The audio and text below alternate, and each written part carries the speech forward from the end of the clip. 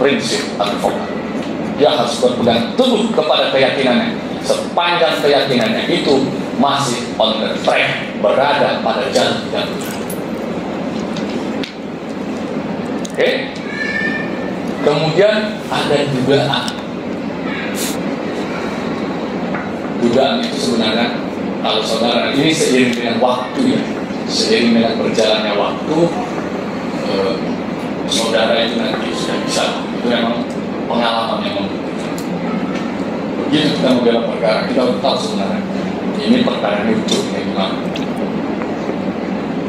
Atau kalau saudara sudah berpengalaman, dan misalnya 10 tahun jadi advokat, klien kita yang ngomong dalam menyuguhkan fakta itu kita tahu itu bohong atau tidak.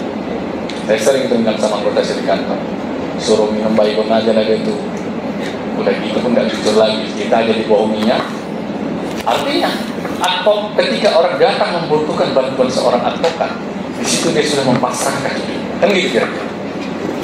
Titik nadir dia kan di tangan kita sekarang. Makanya saudara dalam menjalankan profesi itu juga harus hati-hati. Orang yang datang kepada saudara itu adalah orang yang mempasrahkan hidupnya. Saudara harus sungguh-sungguh membelanya. Maka dari itu advokat itu di satu-satunya profesi yang memiliki gelar sebagai officio nomen. Profesi yang nggak ada profesi yang lain yang mulia kecuali advokat. Makanya filosofinya toga advokat itu kantongnya kan di belakang. Itu kira-kira. Jadi habis tuntas, waktu nggak cukup kalau saya ceritakan bagaimana sejarah lahirnya advokat hingga toga berwarna hitam. Kalau ada sejarahnya, bukan nggak ada sejarahnya. Kan nggak mungkin gaya-gayaan aja gitu kan, baju itu panas sekali tuh. Mungkin dulu orang tuh di Eropa dingin pakai baju gitu. Kita pakai di Medan mati pula AC pengadilan kan. Pakai jas pula di dalam, pakai dasi pula lagi kan, pakai toga lagi, udah macam okup. Kalau kata pengirwan dia sering okup kan, nggak tahu saya okup cuma panas lah teman-teman di sauna kita. Nah, kemudian yang terakhir dalam membangun argumentasi itu kita harus punya rasa dan emosi. Emosi yang dimaksud di sini adalah advokat yang handal itu salah satu karakternya adalah dia mampu mengendalikan emotional question. Jangan saudara nanti jadi advokat berhadapan dengan pengacara lain mau berantem belum? Ada nggak gitu? Ada, banyak. Perkara pidana sama polisinya, saudara jijik kalau marah dalam konteks hukum, monggo silakan. Berhadapan dalam konteks hukum silakan, tapi jangan pernah menyerang persoalan. Tidak boleh. Disitulah kita diuji profesionalisme. Saudara tidak menutup kemungkinan ini nanti kan, saudara menjadi advokat akan berhadapan dengan saya. Di situ diuji profesionalisme kita. Saudara boleh hormat kepada saya selaku senior, tapi tidak ada kompromi dalam konteks pembangunan argumentasi itu. Itulah dia emotional question yang baik.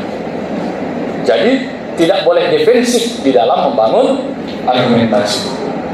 Nah, itu dalam arti luas. Dalam arti sempit menuju pada argumen, terdiri atas alasan-alasan atau reasons, dan alasan tersebut dimaksudkan sebagai justifikasi keputusan.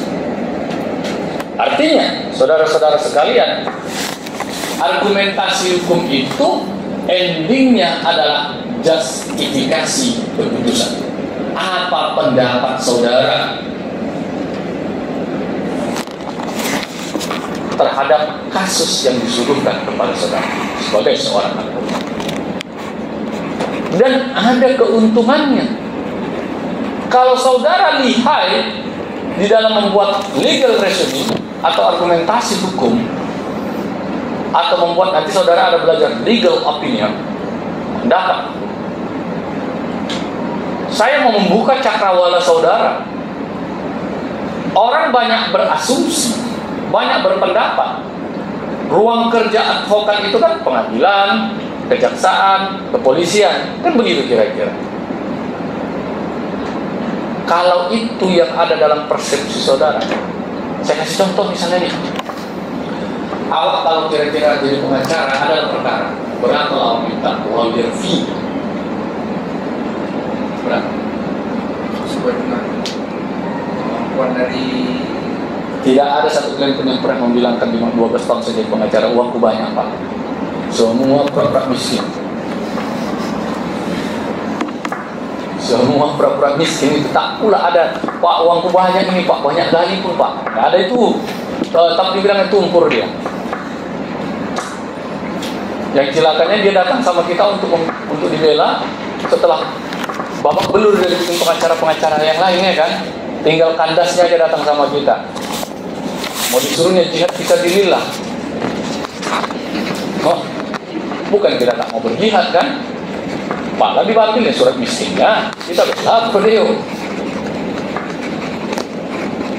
Memang biasa saya pun dulu begitu. Waktu pertama duduk seperti awal ini. Kalau aku tidak pekan, sesuaikan dengan kemampuan klien.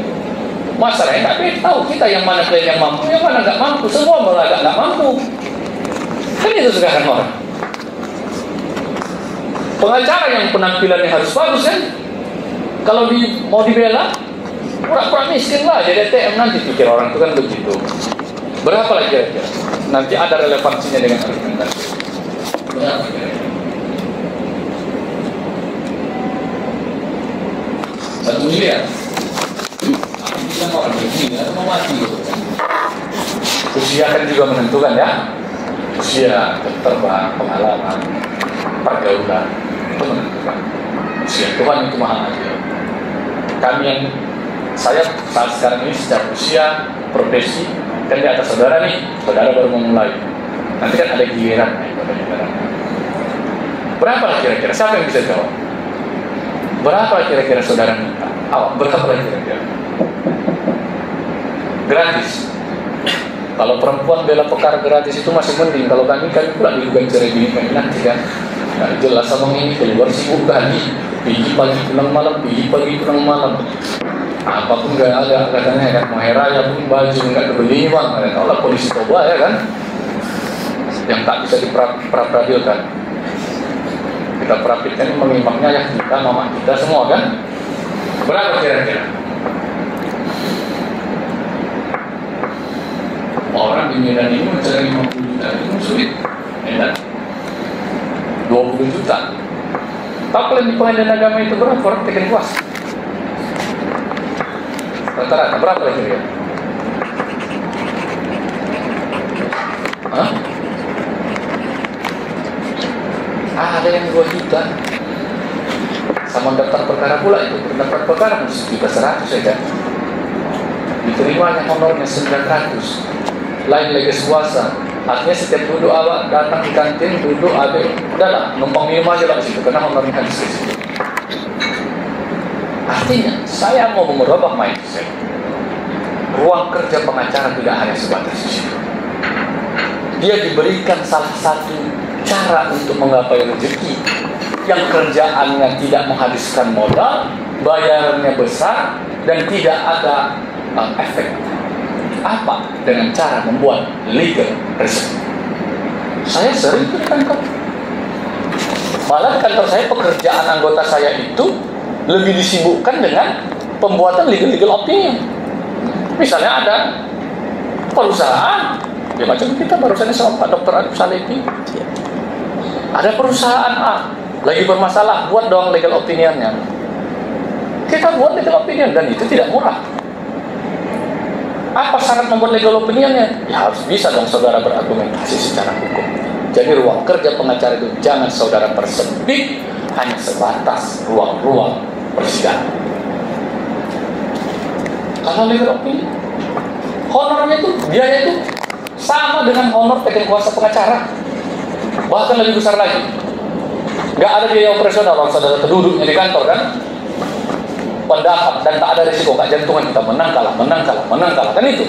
Ini mau menang kau menang lah, mau kalah kau mampus ke situ kan gitu kira-kira. Syaratnya harus pandai membuat legal research. Oke, tuh. Ya, kemudian kita lanjutkan. Nah, kalau kita berbicara penalaran dalam membangun argumentasi hukum, logika atau penalaran hukum itu terklasifikasi menjadi 2 bagian. Terserah saudara mau menggunakan yang mana. Artinya, ada pola-pola berpikir secara terstruktur dan sistematis di dalam membangun argumentasi hukum. Yang pertama ada namanya logika deduksi atau logika deduktif. Saudara bernalar secara deduktif. Apa itu, Pak? Logika berpikir secara deduktif atau deduksi. Bagaimana saudara melahirkan sebuah justifikasi keputusan dengan cara menarik sebuah kesimpulan atau justifikasi keputusan dari hal-hal yang bersifat umum menjadi hal-hal yang bersifat khusus. Kalau analoginya itu saudara bayangkan piramida terbalik. Piramida utuh itu kan runcing di atas, lebar di bawah. Kalau dia dibalik, itulah berpikir. Saya kasih contoh misalnya. Semua manusia pasti akan mati. Nurul adalah seorang manusia. Justifikasinya apa? Nurul pasti akan mati. Itu cara menarik kesimpulan, pola-pola berpikir. Jadi berurutan ya, sistematis. Semua manusia pasti akan mati. Itu umum itu kan. Kalau pengertian bernalar secara deduktif adalah seperti yang saya katakan tadi, bagaimana saudara melahirkan sebuah justifikasi keputusan, bagaimana saudara melahirkan sebuah kesimpulan dengan cara menarik hal-hal yang bersifat umum menjadi hal-hal yang bersifat khusus, umum ke khusus. Contohnya, semua manusia pasti akan mati, itu umum. Nurul adalah seorang manusia, itu khusus. Maka justifikasi keputusannya, semua manusia pasti akan mati. Sebenarnya ini sudah kita pelajari waktu belajar filsafat ilmu atau filsafat hukum waktu kita duduk di bangku setengah masa. Siapa yang udah S2 di sini? Angkat tangan. Yang udah S2 ada. Oke, suami dua. Satu. Oke, itu dia. Itu cara berpikir secara deduktif.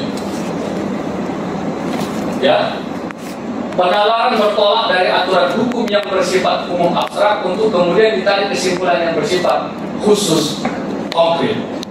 Penarikan kesimpulan secara deduktif lazimnya menggunakan pola berpikir yang dinamakan silogisme atau silogismus. Ingat ya, penekanannya adalah ketika saudara menggunakan pola berpikir secara deduktif, saudara menggunakan silogisme. Kapal mati di silogisme, apa itu silogisme? Kalau saudara mau handal di dalam membangun argumentasi.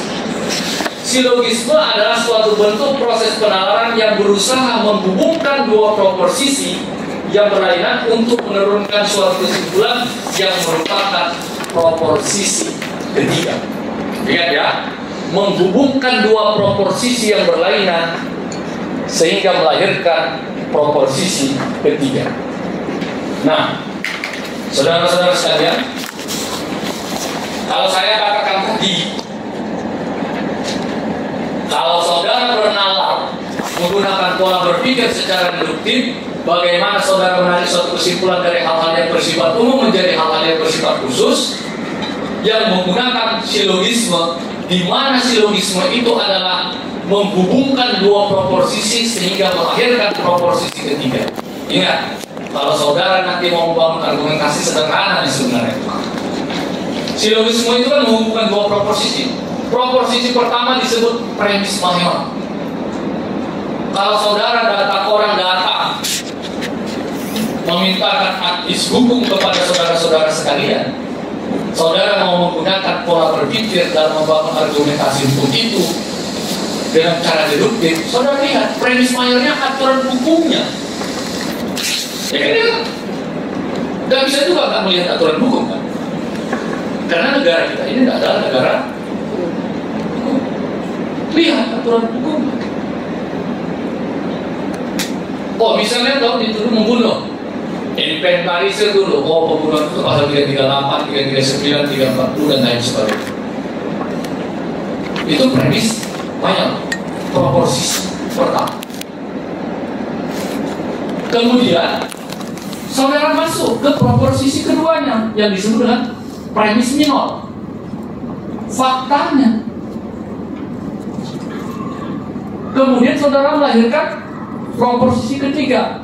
Bagaimana proposisi ketiga ini lahir? Dengan cara menghubungkan dua proposisi, di challenge antara aturan dengan fakta. Maka dari awal tadi saya katakan damihi faktum dawotihi. Berikan saya fakta, maka akan saya berikan hukum. Kenapa? Karena dalam menggunakan pola-pola berpikir dalam membangun sebuah argumentasi hukum, saudara harus menghubungkan dua proposisi ini. Proposisi pertama itu merupakan fakta yuridis, di mana antara aturan dengan fakta saudara challenge, saudara uji, sehingga melahirkan proposisi yang ketiga bernama justifikasi keputusan. Jadi justifikasi keputusannya, putusan hukumnya, konklusinya, proposisi ketiganya ini akan salah ketika saudara keliru di dalam men-challenge antara aturan dengan fakta. Keliru faktanya, maka akan kelirulah hasil ujian, hasil ujinya. Kenapa? Aturan hukum itu kan baku toh. Pasal itu kan begitu aja bunyinya, konkretnya. Yang fluktuatif itu apa? Faktanya. Makanya kalau saudara nanti menjadi seorang advokat, dan kalau saudara mau membangun argumentasi, pastikan betul saudara menguasai fakta. Kalau faktanya keliru, kelirulah argumentasi hukum saudara. Makanya saya katakan, kau mau bohong sama Tuhanmu, mau silakan. Tapi kalau kau bohong sama aku, itu pasti ketahuan. Kapan ketahuannya? Di penghujung waktu lahirnya justifikasi keputusan, waktu lahirnya proposisi ketiga yang dihasilkan oleh hubungan antara proposisi pertama dengan proposisi kedua. Itu kalau saudara mau menggunakan pola-pola berpikir atau penalaran berbentuk deduktif. Sederhana. Kalau kita mengetahui tahapan-tahapannya, kuasai betul faktanya. Kalau sudah faktanya terkuasai, itu mudah-mudahan tidak akan keliru. Walaupun hasilnya pahit. Jangan pernah mendeklar ya. Nah, sering itu nanti saudara kalau jadi pengacara, sering itu orang datang. Ada nggak jaminan menang? Ayo, menang pulangnya kau bilang ya kan? Kalau ada jaminan menang, boleh nggak advokat itu menjanjikan menang? Apa sanksinya kira-kira? Ada nggak sanksi bagi advokat yang menjanjikan menang terhadap klien? Bisa dipecat advokat karena itu melanggar kode etik advokat. Advokat itu kan dilarang kan menjanjikan kemenangan pada perkara kliennya terkait dengan perkara yang sedang itu bisa dibawa ke hadapan sidang. Sering itu pasti kira-kira mana? Saya jangankan memastikan, kira-kira pun tak mau saya itu. Kenapa? Kepastian Tuhan yang milik Tuhan. Saya ya. Contohnya, ya seperti tadi, semua manusia pasti akan mati. Nurul adalah seorang manusia, maka Nurul pasti akan mati. Oke? Semua manusia pasti akan mati itu kan aturan. Kitab suci apapun, tidak ada yang membenarkan, tidak ada yang mengkontradiktif yang mengatakan manusia tidak akan mati. Mau agama apapun itu, kalau ada agamanya itu yang menjamin dan pasti terbukti tidak akan mati. Saya lihat juga yang satu kelas itu darah agama kan. Kalau ada, saya yakin ada itu. Nurul itu seorang manusia, fakta manusia tidak coba dan banyak. Sepanjang dia manusia, justifikasi keputusannya dia pasti akan mati. Itu dia. Nah, kemudian yang kedua, kalau tadi logika deduksi itu bagaimana saudara melahirkan sebuah justifikasi keputusan itu, dengan cara menarik hal-hal yang bersifat umum menjadi hal-hal yang bersifat khusus. Kalau logika induksi itu sebaliknya. Bagaimana saudara melahirkan sebuah justifikasi keputusan? Bagaimana saudara membangun sebuah argumentasi hukum dengan cara menarik kesimpulan dari hal-hal yang bersifat khusus menjadi hal-hal yang bersifat umum. Kebalikannya, kalau tadi contohnya deduksi itu semua manusia pasti akan mati, Nurul adalah seorang manusia maka Nurul akan mati, maka kita balik, Nurul manusia mati kita tengok, Pak Irwansyah manusia mati, Pak Dani manusia mati, kesimpulan kita apa? Semua manusia pasti akan mati. Nah, kemudian muncul pertanyaan, dari dua logika berpikir atau bernalar ini, yaitu deduktif dan induktif, mana yang lebih baik, Pak? Saya katakan dua-duanya baik, dua-duanya ilmiah, tergantung saudara lebih mudah menggunakan yang mana. Kan hanya pilihan yang bisa, hanya pilihan, dua-duanya ilmiah. Tergantung saudara mau atau lebih mudah menggunakan yang mana. Artinya kalau pada logika deduksi, suatu kesimpulan ditarik dari pernyataan yang bersifat umum abstrak menuju pernyataan yang bersifat khusus konkret atau individual. Ada logika induksi berlaku sebaliknya, yaitu suatu kesimpulan atau putusan ditarik dari pernyataan-pernyataan yang bersifat khusus atau individual atau kasus-kasus menuju pernyataan yang bersifat umum abstrak atau aturan hukum. Tong mencuri hukum, babi mencuri hukum, garam mencuri hukum, konklusinya barang siapa mencuri pasti hukum. Maka kalau saudara melakukan pembelaan, jangan saudara cari yang dihukum. Si A mencuri bebas, si B mencuri bebas, si C mencuri bebas, maka kesimpulannya orang yang kubela ini harus bebas. Cari contoh, kita kan cari contoh, bukan mempengaruhi. Berdosa nggak kira-kira jadi pengacara itu loh? Berdosa nggak? Oh berdosa katanya. Iya, mampus juga Pak. Berdosa nggak kira-kira jadi pengacara? Siapa yang bisa jawab? Siapa yang bisa jawab? Berdosa nggak kira-kira jadi pengacara? Saya sampai sekarang ini mertua saya itu nggak masuk akalnya pekerjaan saya. Dia pedagang, jualan dia ya kan? Berkeringat-keringat dia di sana jualan, baru dapat duit. Ditengok nyawa, kadang 7:30, kadang tengah 4 subuh, kadang jam 2 malam. Gak ada nyawa jual-jualan. Rumah dibangun juga, mobil apa, pelihara 7 lah keponakan menantu ini. Pengacara kan begitu. Gigi bergaya-gaya, pulang rapi terus katanya, nggak pernah kena matahari. Karena ditengoknya waktu merintis. Ya kan itu. Nah kira-kira berdosa nggak jadi pengacara? Siapa yang bisa jawab? Berdosa nggak kira-kira? Berdosa? Enggak? Enggak tahu atau enggak? Enggak. Kenapa enggak? Apa? Ya lah, masalah dosa urusan Tuhan, tapi yang melakukan kita kan gitu kira-kira. Ya Tuhan lah yang menjustifikasi berdosa atau tidak. Profesinya enggak berdosa. Tapi tapi apa? Orang yang berdosa gitu. Enggak gitu. Jadi berdosa semua pengacara ini. Kau ada aja kau ini. Niatnya. Gimana? Tergantung Tergantung apanya? Dia tergantung perbuatan. Kira-kira berdosa? Enggak lah. Malah ini profesinya mulia. Tukang gali kuburan pun itu berdosa kalau dihadapannya ada orang mati tiap hari kan itu. Itu kan tergantung. Nah sebenarnya bukan tanpa musabab dia dikatakan sebagai profesi yang mulia. Bukan tanpa musabab. Sehingga tahu kalian kenapa toga itu berwarna hitam?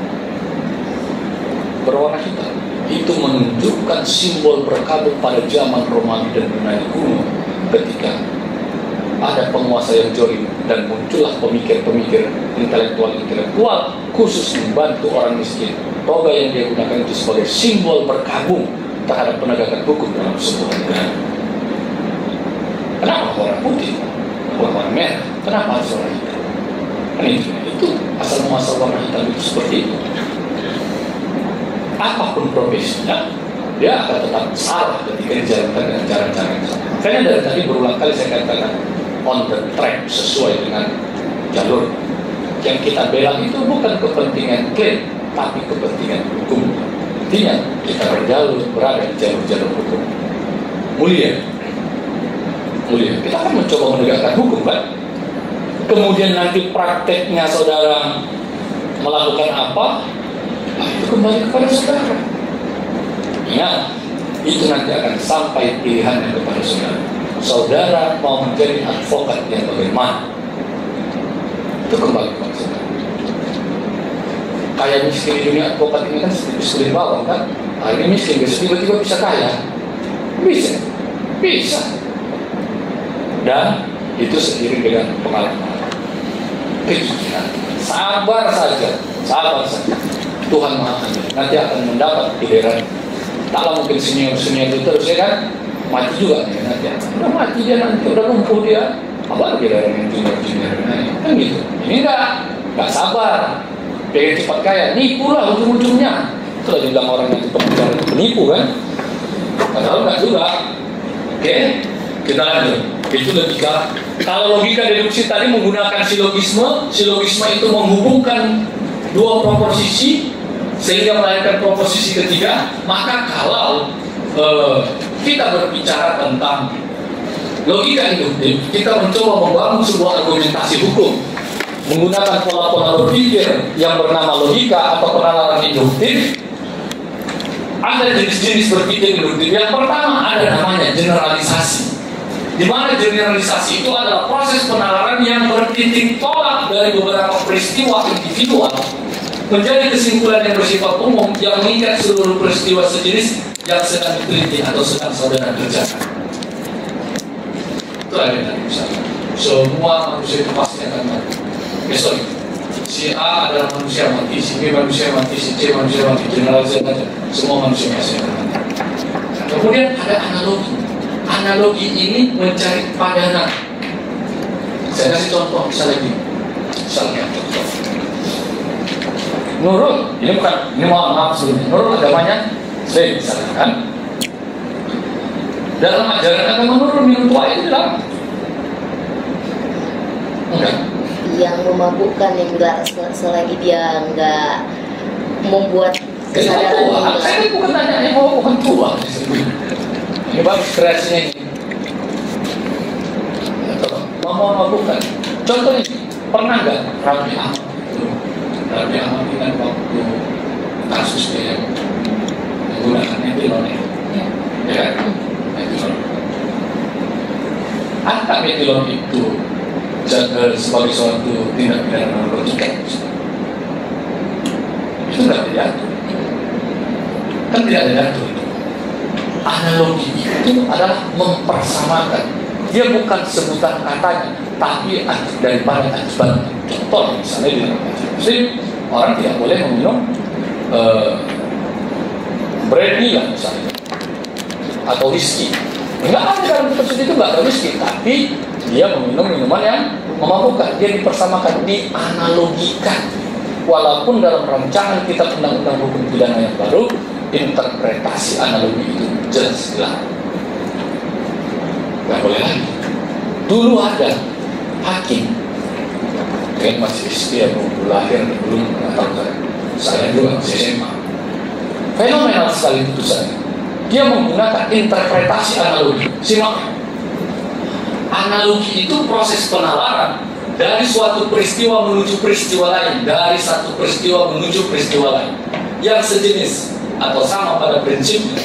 Kemudian disimpulkan bahwa apa yang terjadi pada peristiwa pertama terjadi pula pada peristiwa yang lain. Waktu itu kira-kira gini, aku punya pacar, taruh juga kok. Aku punya pacar, aku punya, nanti aku udah nikah, punya pacar lagi, nanti kita coba lu nanti lain tafsir hukumnya. Ini siapa namanya? Pani ini pacaran nih. Kalau pacaran dengan sekarang ya kan, saya nggak ngerti. Zaman sekarang ya, bukan zaman saya dulu. Zaman saya Pak Irwan tadi beda. Karena sekarang kalau kita dulu Pak Irwan, saya tanya waktu kami cerita dulu, pegang tangan pacarnya aja seminggu nggak dicucinya itu tangannya itu, tapi dia hilang bekasnya kan. Anak sekarang kan beda katanya, dan itu dibuktikan dengan hasil survei, hasil penelitian. Itu masih di Medan. Dan seberharga-berharganya manusia perempuan itu adalah di Sumatera Utara. Kita tidak usah cerita Jawa Barat, Jawa Timur, dan lain sebagainya. Oke? Pada waktu itu ada orang pacaran, hamil ya, hamil kan, sama-sama sudah dewasa, bukan di bawah umur. Kalau di bawah umur, cabul jatuhnya kan, cabul jatuhnya. Kalau terjadi hal seperti itu, yang dirugikan siapa? Laki-laki atau perempuan? Nah, perempuan dirugikan. Masalahnya, itu tidak pidana atau tidak? Itu tidak pidana tuh. Kita hamil pacar kita, coba sana kok tak mau dia orang tak mau dia. Misalnya, tidak pidana atau tidak? Karena ini pelajaran sama perempuan, laki-laki ini semua hilangnya itu waktu belum apa itu. Kalau udah kejadian, jangan kan dia Jawa, aku aja masih minta sama mama aku katanya kan. Tapi waktu apa itu tak dari mana-mana aja dapatnya duit untuk checking kan. Kalau terjadi hal seperti itu tidak pidana atau tidak? Itu ini pelajaran juga sama perempuan ini. Tidak pidana, siapa yang bisa jawab? Tidak. Kenapa? Berdasarkan undang-undang pidana yang dibilang perzinahan itu yes. Udah menikah kan? Oke. Dia bukan zina. Kalau zina jelaslah tafsir hukum zina itu adalah hubungan suami istri yang dilakukan oleh laki-laki dan perempuan yang mana salah satu keduanya atau harus sudah menikah. Dan itu bersifat delik aduan. Kalau tidak ada yang melapor, nah juga nggak bisa. Dengan kejadian waktu Bupati Rokan, iya, kita nggak melapor istri. Coba istri kita itu, maksud kita buat itu kan? Kira-kira tindak pidana itu kan di luar zina. Pemerkosaan tak mungkin, suka sama suka. Mana ada perkosa di hotel? 17 kali pulang diperkosa di hotel, kan ada aneh aja itu. Itu bukan merupakan tindak pidana. Tindak pidana itu. Nah, waktu itu ada hakim namanya Bismar Siregar, dihukumnya orang itu. Katanya itu penipuan. Dia gunakan tafsir analogi. Walaupun akhirnya di Mahkamah Agung putusannya itu batal. Apa tafsirnya? Kan ada unsur bujuk rayu di situ. Mana mungkin perempuan tuh nggak dibujuk dikasihkannya? Setengah mampus bujuknya kan gitu kira-kira. Dibujuk, dirayu, dibujuk, dirayu. Oke, kejadian. Tak mau tanggung jawab. Nah, di pidananya, di hukumnya, itu tengok di internet. Ada putusannya, putusan kontroversi Hakim Bismar Siregar. Dah, di hukumnya dianggapnya itu penipuan. Cuman masalahnya tafsir hukum analogi itu, penipuan itu kan terhadap uang atau barang. Barang itu bergerak. Apa yang ditipu kawan sekarang? Barang yang mana? Apa bisa barang itu digerak-gerakkan? Gitulah kira-kira. Bisa berpindah tempat. Pak Irwan saya senyum-senyum dia. Makanya unsur penipuannya tak terpenuhi oleh Mahkamah Agung, dibatalkan putusannya. Artinya analogi itu supaya mengisi kekosongan hukum. Salah satu jenis interpretasi itu kan analogi. Ketika hukum itu tidak lengkap, tidak jelas, atau tidak ada mengatur satu hal, untuk mengisi kekosongan peraturan perundang-undangan yang ada, digunakan interpretasi analogi. Itu dikenal dalam metode berpikir ilmiah sejarah ilmu. Nah, kemudian kausalitas. Saya pikir kausalitas itu sudah sama kita pelajari waktu kita belajar di S1 ya. Ajaran sebab dan akibat. Dengan lagi, kemudian kita masuk ya.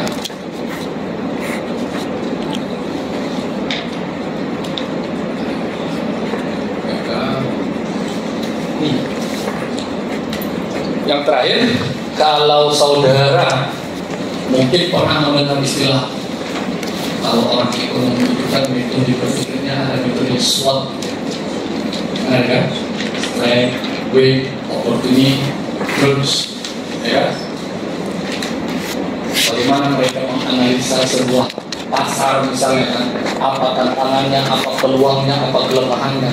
Kalau saudara membangun argumentasi hukum atau legal reasoning, itu juga ada tahapannya. Tahapannya apa? Ada metodenya, menggunakan metode IRF. IRF itu yang pertama, I-nya itu adalah identifikasi masalah. Sama. Kalau saudara menulis, semua udah pernah lah nulis skripsi di sini, pasti ada identifikasi masalah. Kalau nggak, apa yang mau saudara bahas? Kan itu kira-kira. Sama ketika saudara membuat sebuah argumentasi hukum, saudara yang pertama harus bisa menentukan ini masalah apa. Ini masalah apa?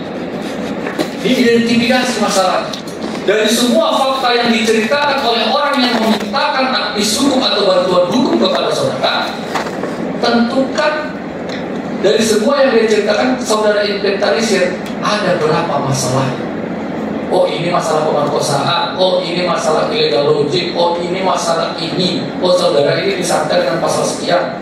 Itu identifikasi. Setelah saudara identifikasi masalah, kemudian saudara lihat rule ini diatur di mana.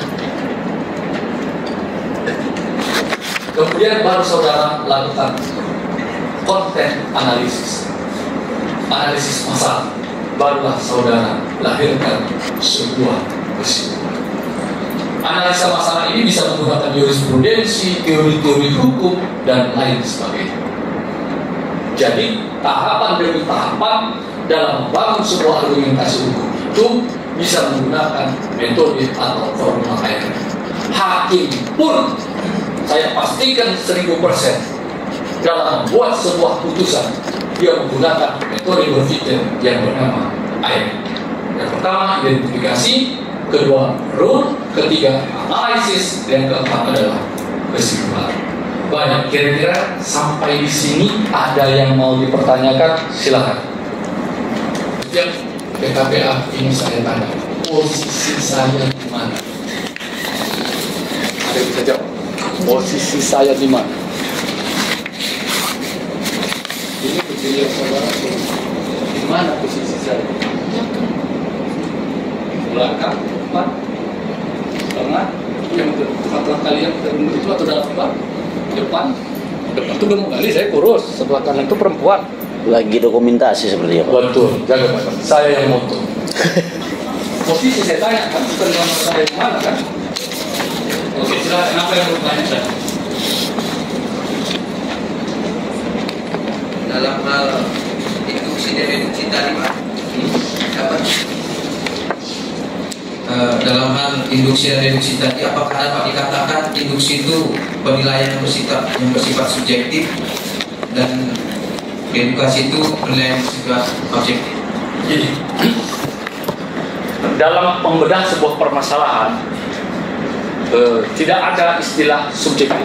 Ingat ya, tidak ada istilah subjektif dalam membedah permasalahan. Dia harus objektif, baik deduktif maupun induktif. Kalau induktif tadi saya katakan si A manusia mati, si B manusia mati, si C manusia mati, maka kesimpulan semua manusia pasti akan mati. Seyogyanya yang menjadi teropong tujuannya itu bukan si A-nya, tapi kejadiannya. Matinya dia, bukan si A-nya. Ingat ya, bukan si A-nya. Si A-nya itu kan subjeknya. Matinya itulah adalah objeknya. Kenapa saya katakan jauh? Tidak boleh, ya, itu tadi hampir untuk ditanyakan. Lupa saya. Tidak boleh di dalam membangun argumentasi hukum itu sifatnya subjektif. Tidak boleh. Tidak akan lahir namanya argumentasi hukum yang equal ketika kita bersifat subjektif.